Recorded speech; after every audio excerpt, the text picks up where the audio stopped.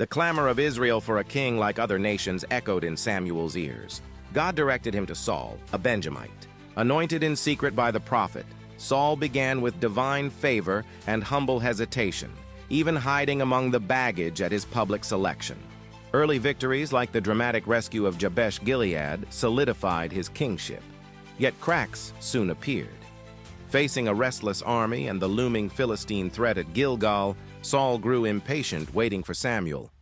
Disobeying God's clear command, reserving sacrifices for priests, he offered the burnt offering himself. Samuel's rebuke was swift and chilling. "You have done a foolish thing. Your kingdom will not endure." The fatal breach came at Amalek. God commanded the utter destruction of the enemy and all their plunder, a test of obedience. Saul defeated them but spared King Agag and the best of the livestock, rationalizing it was to sacrifice to the Lord. Confronted by Samuel amidst the bleating of spared sheep, Saul offered excuses. "I did obey the Lord. The soldiers took them." Samuel's piercing words sealed his fate. Does the Lord delight in burnt offerings and sacrifices as much as in obeying the Lord? To obey is better than sacrifice. Because you have rejected the word of the Lord, he has rejected you as king. Stripped of God's spirit, Saul was now tormented by an evil spirit from the Lord.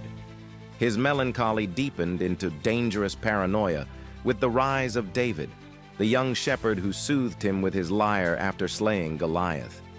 Saul's initial affection curdled into murderous envy as crowds sang, "Saul has slain his thousands, and David his tens of thousands." He hurled spears at David, drove him into exile, and even massacred the priests of Nob who aided him. Desperate and spiritually forsaken on the eve of the disastrous battle of Mount Gilboa against the Philistines, Saul sought forbidden knowledge. Disguised, he consulted the witch of Endor, demanding she summon Samuel's spirit. The shade delivered a final horrifying prophecy. "The Lord has torn the kingdom out of your hands.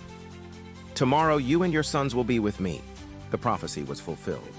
Overwhelmed by Philistine archers, Saul fell wounded. Fearing capture and torture, he took his own life by falling on his sword. His sons died beside him. The next day, the Philistines found his body, beheaded him, and displayed his armor in the temple of their god Dagon.